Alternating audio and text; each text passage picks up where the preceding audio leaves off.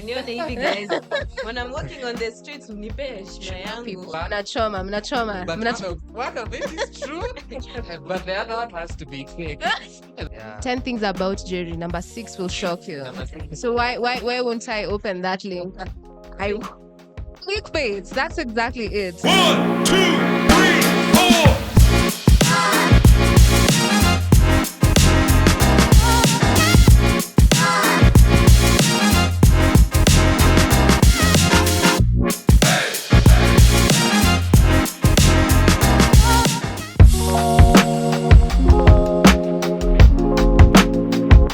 Alright, welcome to episode 1 of the Vijana Tuchanuke podcast. And today there's lots and lots that we have prepared for you. And of course, again, we also have a very, very, very informative panel of young people. And my name is Duncan Maigua. And before we continue even to discuss what we are going to be discussing today, I start with the introductions. And to my immediate left, I have Mr. Yes. My name is Jerry Hillary, and I think I'm happy to be here to have this important discussion today. All right, thank you so much, Jerry, for that very, very, very, very good introduction. Again, now to my front, I have beautiful ladies in the house. And there they are.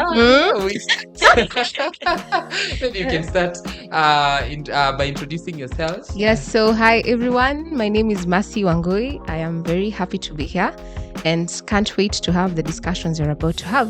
Karibuni sana. Asante sana. And there she goes. Hi, my name is Donna Marara, and I am so excited. This is our first podcast, the first episode. I feel very important now that I'm in the pilot episode.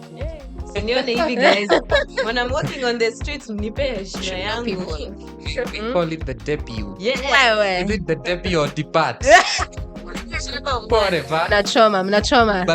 One of it is true, but the other one has to be fake. And that is why, of course, we are here in this conversation to, even as we talk about debunking misinformation, disinformation, and fake news. And of course, debate is one of what I can call misinformation. Or is it disinformation? Or it depends with the bush you come from. Either way, we're all coming from the bush, right? Yeah. Okay. Fine. All right. Okay. I'm sorry. Yeah, sorry, Mr. Jerry Hillary. Sorry. Jerry Hillary. Okay. All right. So, of course, I'm really, really happy, and I welcome you once again into this podcast. Thank you. And today we continue with a very, very, very important discussion on misinformation, disinformation, and fix. But let me ask you a question. Why would anybody spread misinformation about you? Why do you think I could do that, Donna, for instance?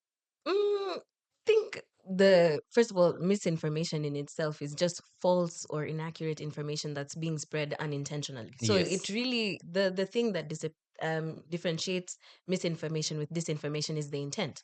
So for disinformation, it is intentional, like I am doing this on purpose. But Yeah. misinformation, which many people fall privy to, is unintentional. Mhm. So really, it depends on what your aim is. So for disinformation, a lot of the times we see that in politics and propaganda.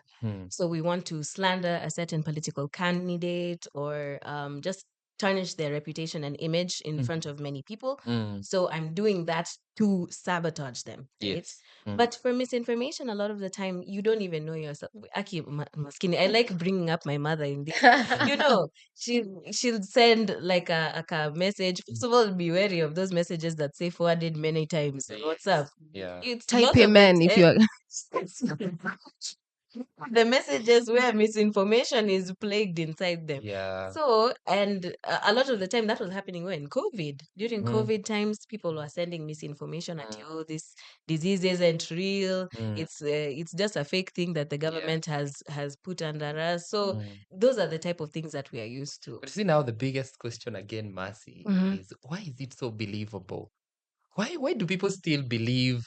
Okay, I know we sometimes we even consider what we call disinformation like as moshene or whatever. But anyway, why is it so believable? Because sometimes the truth is so if today you just came and told me that you've For instance, you've gotten yourself the AUC job. I Mm. would say no. Even when it's true. But why is misinformation or disinformation so believable? Why do you think that? First off, I think two things. Mhm. First off, fake news are very juicy, True. right? Yeah. Like if you listen to the gossip, let's even use what the case on Davido. Like it needs to be juicy, and juicy things catch a lot of people's attention. Mm. Secondly, the pace at which fake news travels.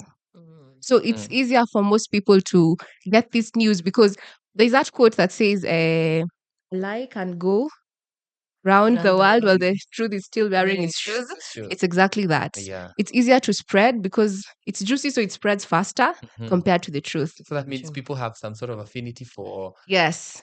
And then again, it doesn't help that we are mostly lazy when it comes to checking what is true. Yeah. Yeah. So it's easier for a lie to go on and go and go and go and go. Yeah. Jerry, has anybody ever spread some very juicy story about you? Maybe. Maybe at a personal. I must have enemies. What came out so juicy about you? Maybe they're out there, but at personal level, I don't think I've ever experienced that situation where it's out there that Jerry has done this. But on my opinion, I want to give an example, Duncan. Yes. Let's take for example, you have a friend who doesn't like you because you did something bad, right? To him, maybe ulimnyima deni somewhere, na maybe anakuona uko na do sana. You are sio? getting home. Yes. Coming home. I'm wishing well for you.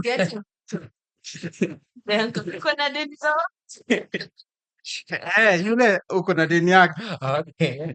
Then amekuona umebought some vehicle ya some pretty lady, let me not call it a lady, some woman somewhere, na ameona like that is the good opportunity for him to destroy you.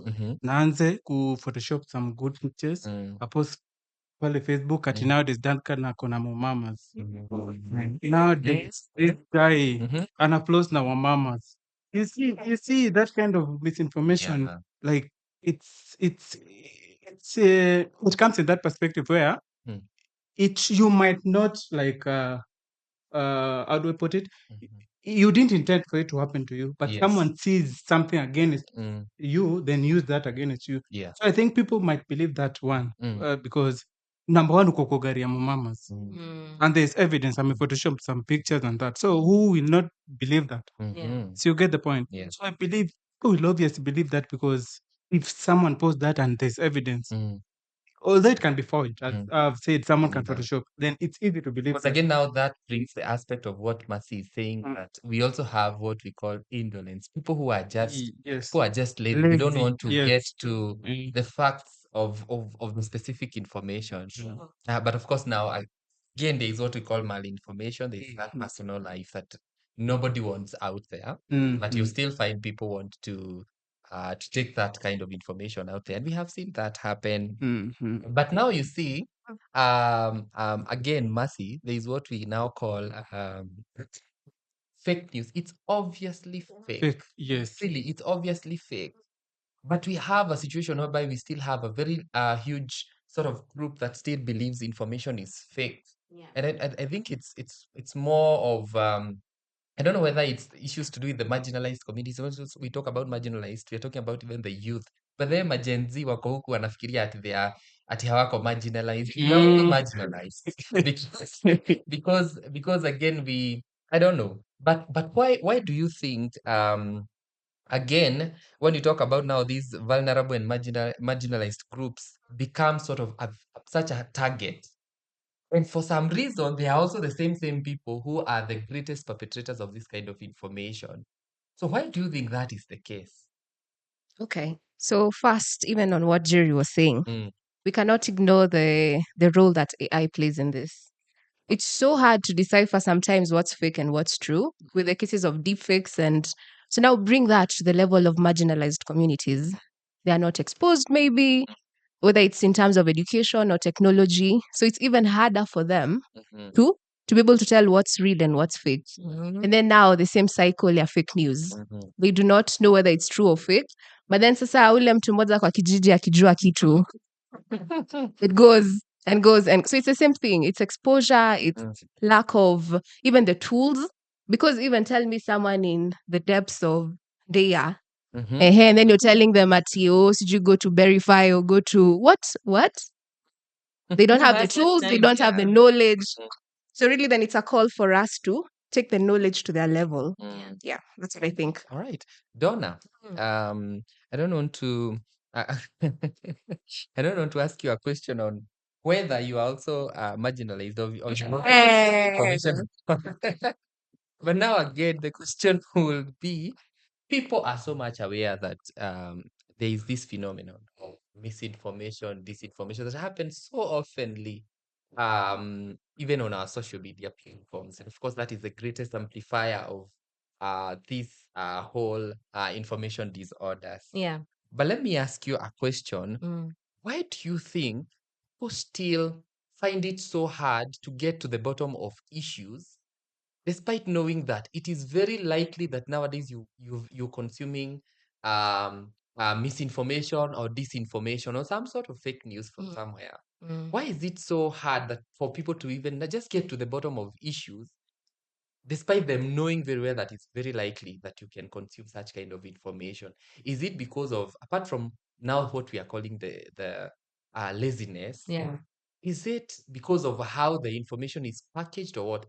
Can the packaging of information also affect how people think in terms of getting now to the bottom of the issues themselves? Yeah, I definitely think that the packaging matters because these days the kinds of misinformation and disinformation that we are receiving is a lot more sophisticated. Mercy talked about the AI and how it's being used to, trick people into believing a lot of the, misinformation that's out there. But I also believe that we can't ignore the psychological factors that also come into play with misinformation and disinformation.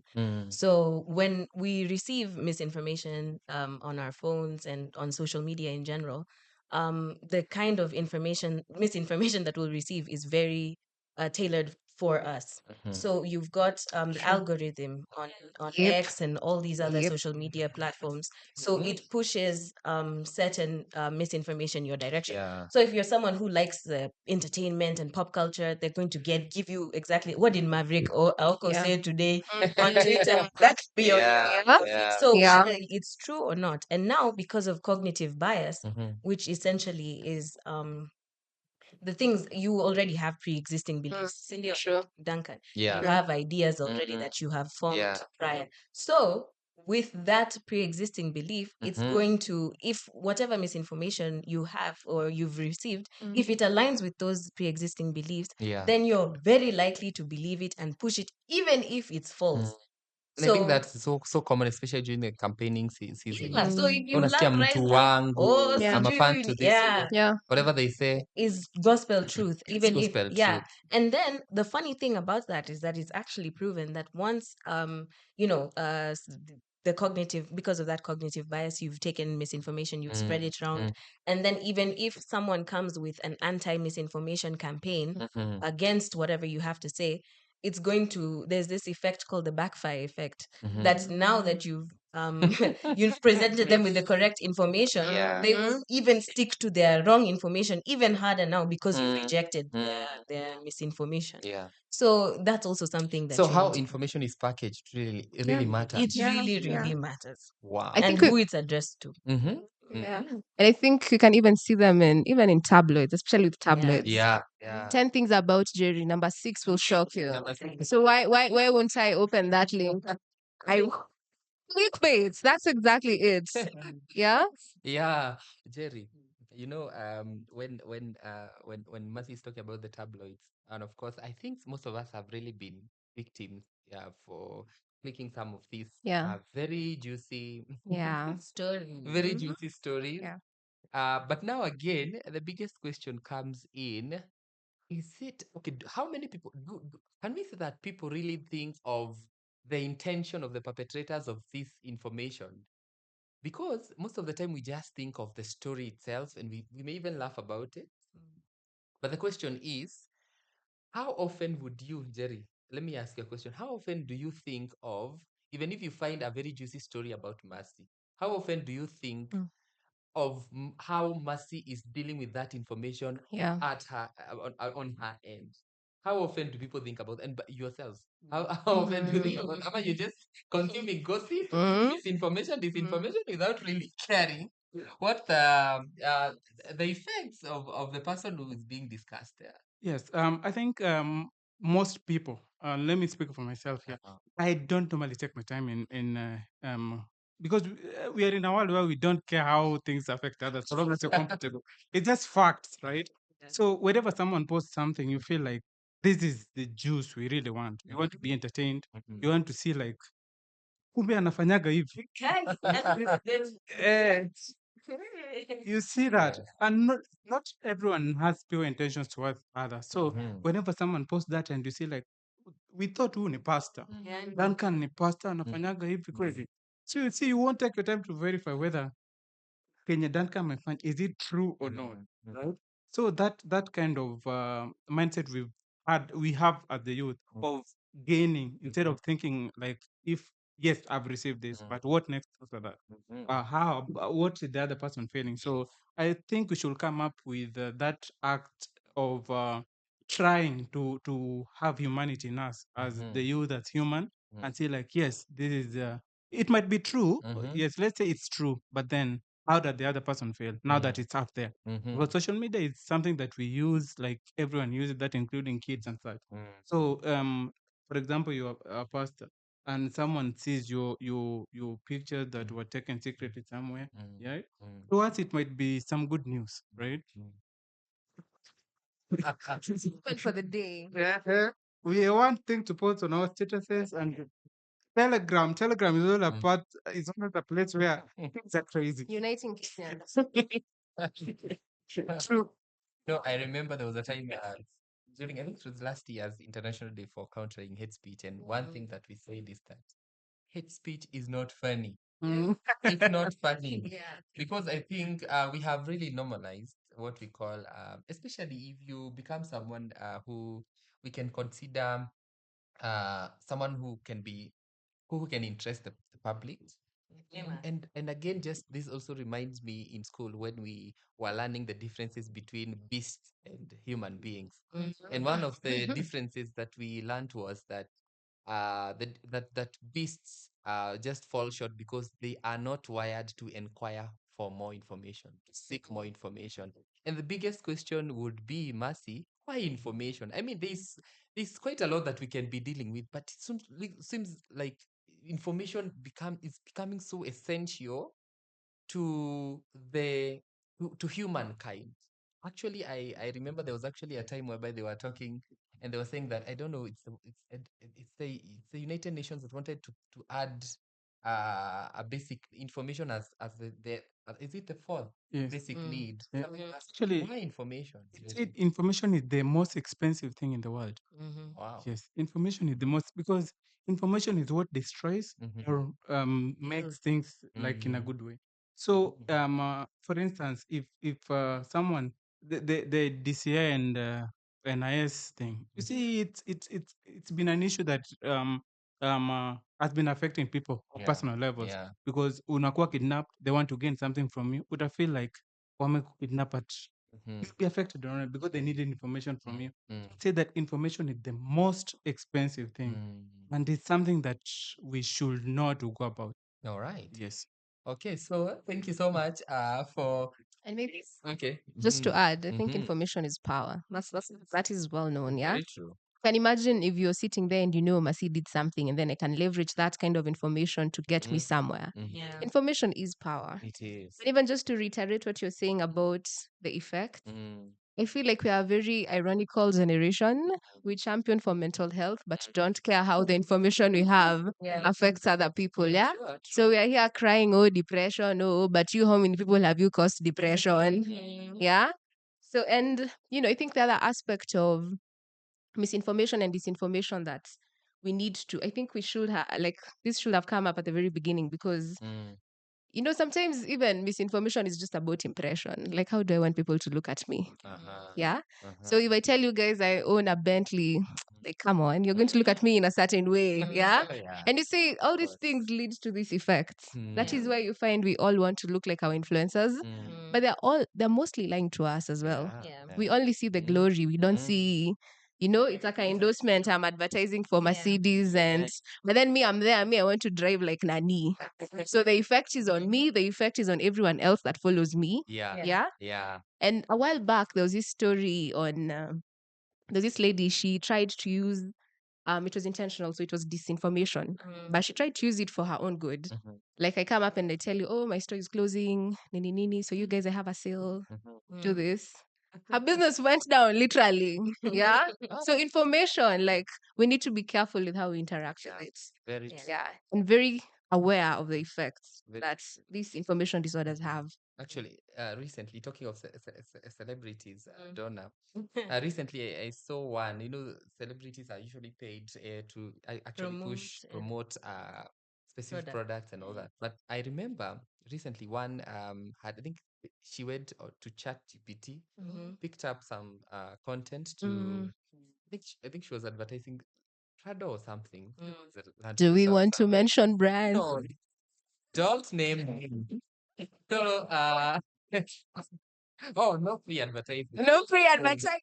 You're okay. not paying us. Okay. So, and she pulled a text from ChatGPT and then put it on Facebook, I guess.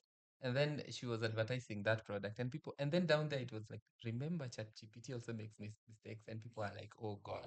Yeah. And the way she had really brought that information, so So now I think even as we approach the end of this first episode, we ask ourselves a question again.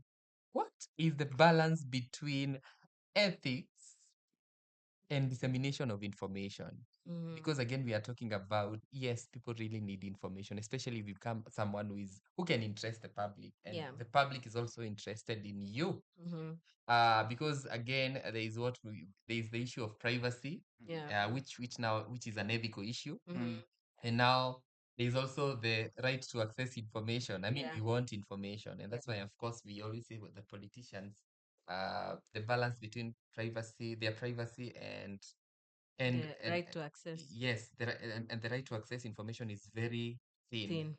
because again, they are serving us, and we need to access information that concerns them, so that we can know even their integrity issues. And sometimes integrity is not that quality that we keep saying that it's just something you happen to. We even want to see, how do you carry yourself out there in public. So what is the balance between ethics and also access to information? So then again, we don't keep consuming too much information, and then now we bring in the aspect we call infodemic, a Yeah. very loose flow of information.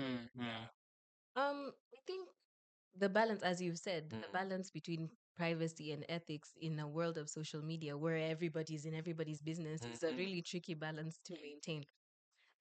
Because again, when you are a public figure and you have put so much of your life on social media and all these different digital platforms, people know what you had for breakfast. They knew when you went to the bathroom.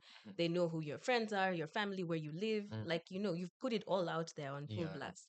So when it comes to disinformation and misinformation, it's very likely that you will be someone who, is falling a victim to that.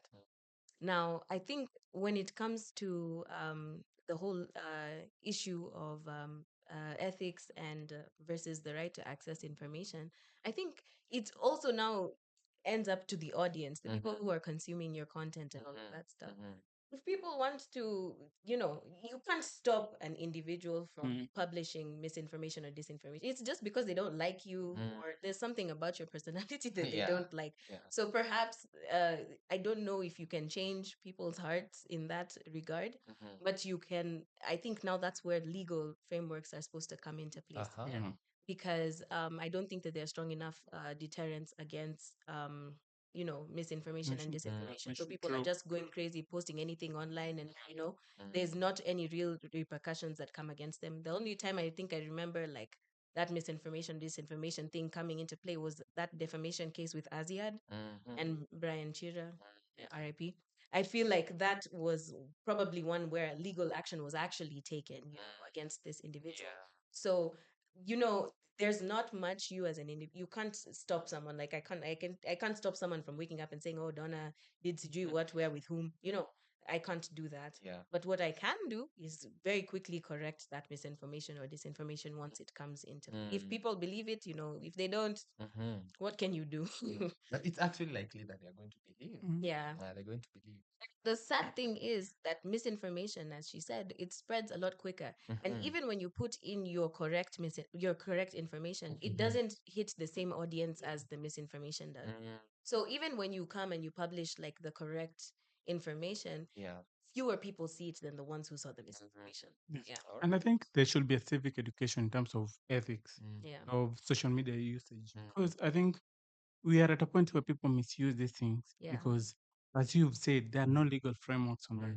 People just post things. Yeah. People just come up with ideas and implement them online without knowing that certain procedures that we should have. Yeah. Things like verification processes, Yeah. right? There are no proper verification processes for all this. I think there should be some civic education for the youth and social media consumers as a whole. Yeah. Know like what are the ethics in terms of posting on social media? Yeah. If we post this, these are the repercussions. Yeah. See, you get. So Yeah. I think we should come up, or rather, there should be some programs that should be developed in ways to help in curbing with all this social media misuse and such kind of stuff. Yes. Yeah. All right.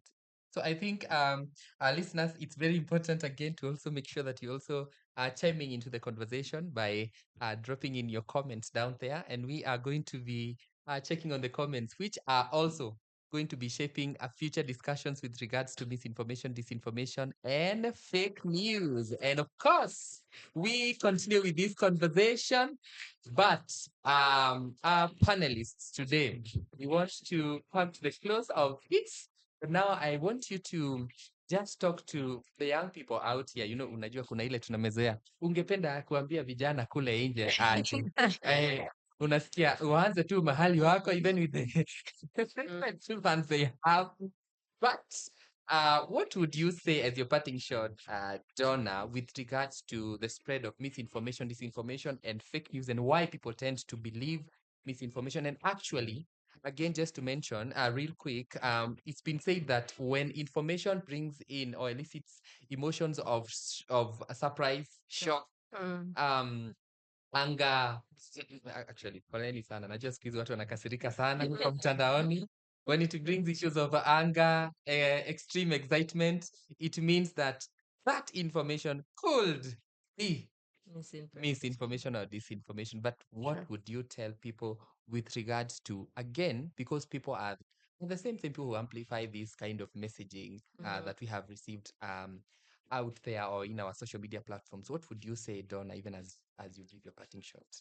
I think that it's important that when consuming anything on social media, that you take it with a pinch of salt. It's very easy to be swayed. You've seen the emotional reaction that misinformation will give us. So it's very easy to let your emotions lead and guide you. But I think that instead of us relying on our cognitive biases and all of those things that might make us, take this misinformation as gospel truth, I think we need to remove ourselves from that cycle. We need to become media literate in such a way that when we're consuming social media, which we do on the daily, that we undergo the correct verification processes just to make sure that whatever we are, and then don't be quick to share things before, first of all, verifying whether it's the truth or not. And I think that will save us a lot of heartache. Yeah. All right. Thank you. Mercy. So, I think one thing we need to be alive to is that information overflow is here to stay. Yeah. It's not stopping with us. We think it's bad, but it's just going to get worse. So, in years to come, we will have more and more information at our disposal. So the thing is, as Donna has said, let's stop first being this repost generation. I see anything before I even think what's, like just sit down, look at your biases and look at the person who created this set of information. What would be their biases? Political, tribal, whatever it is, because all these conflicts come from somewhere. So what things would motivate this person to give out such information. Yeah. And as Greco says, stop, reflect, and verify. Yeah. Yeah. Mm. And the gentleman here, Yes. you know. All right. Yes. What would be your parting shot with regards to this? Yes. I think we should always be careful while posting, because the internet never forgets. True. Digital The internet footprint. never forgets. Yeah. And it's something we should take into consideration as we post. There was some story that came up some time back. There was this friend of mine, not a friend per se, but there was someone I knew who went for a job interview. Yeah. And one of the things they were checking was social media platforms.